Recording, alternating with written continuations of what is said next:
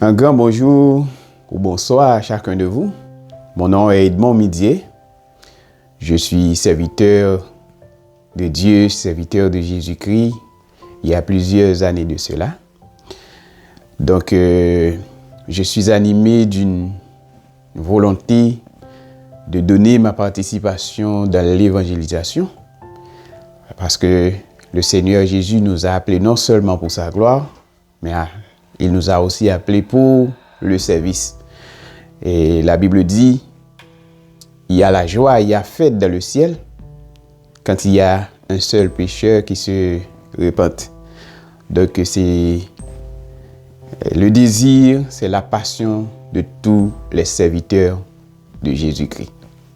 Donc pour vous qui avez déjà suivi l'annonce en ce qui concerne notre plateforme intitulée La vie de l'esprit, quand je vous parle de la vie de l'esprit, cela concerne premièrement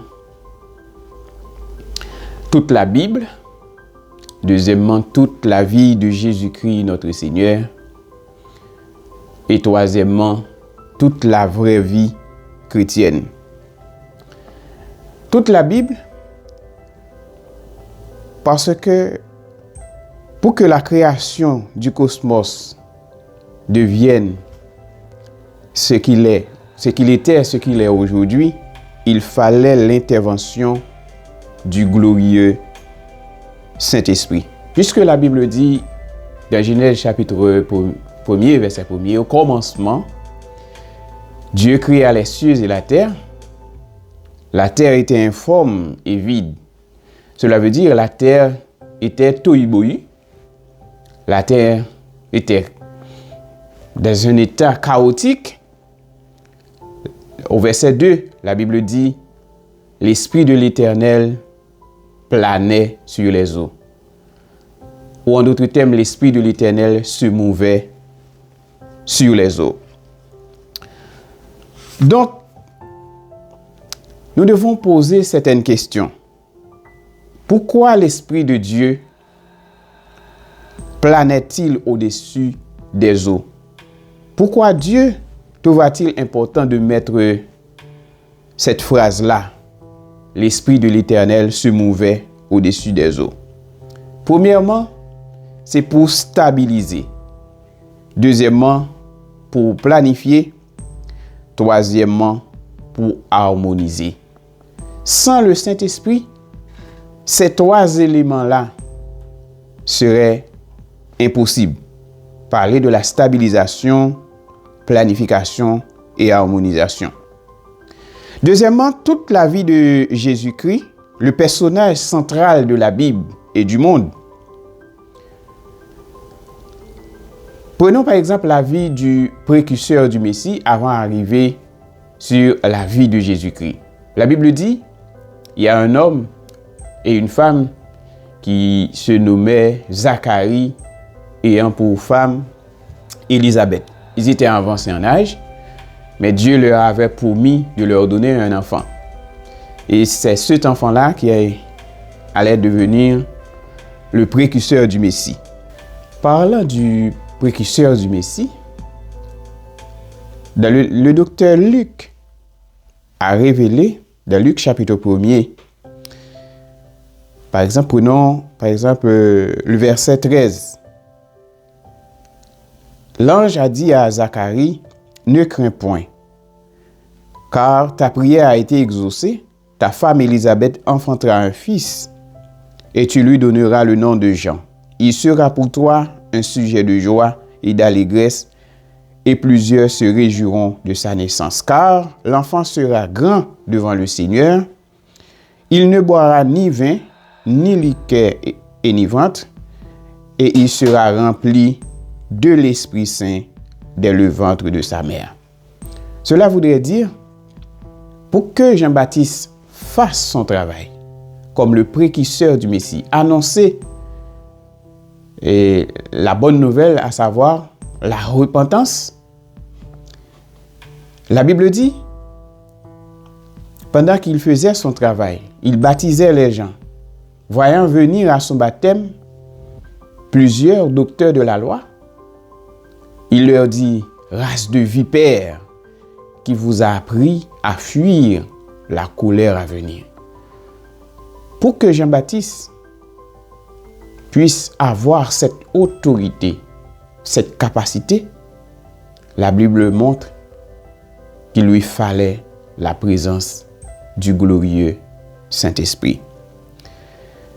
Toute la vie de Jésus, comme étant le personnage central de la Bible du monde et du monde,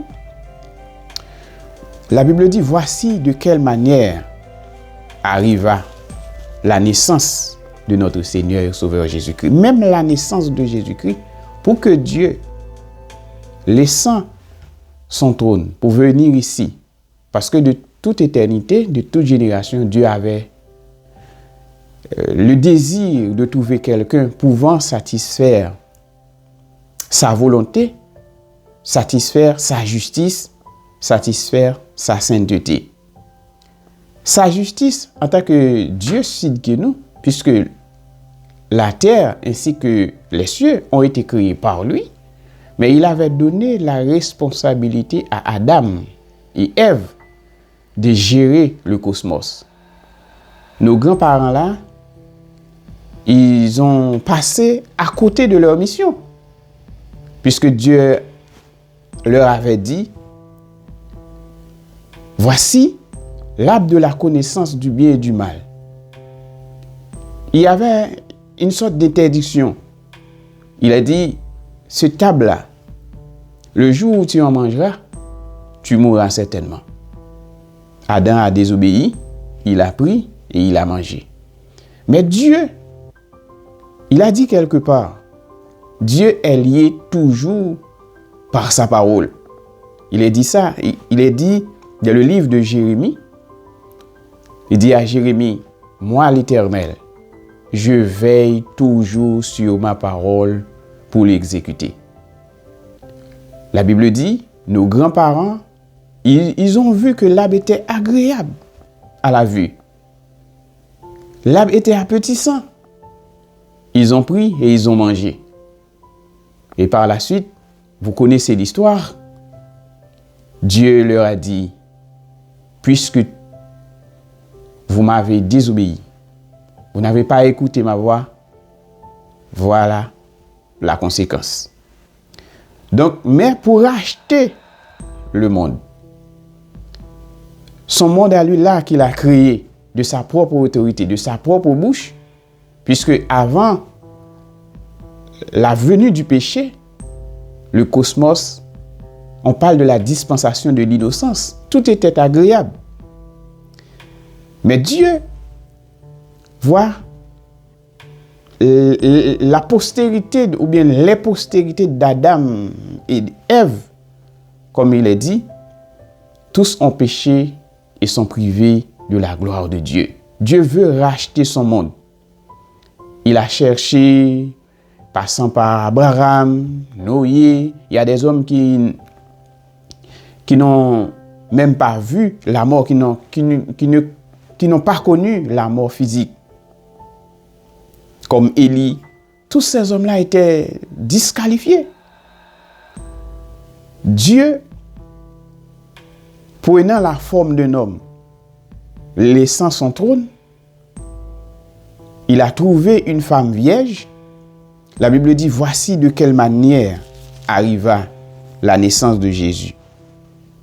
Marie, sa mère, ayant été fiancée à Joseph, se trouva enceinte par la vertu du Saint-Esprit. Cela voudrait dire même la naissance de Jésus-Christ. Il ne peut pas y avoir de naissance de Jésus sans le Saint-Esprit, ou bien sans l'intervention du Saint-Esprit.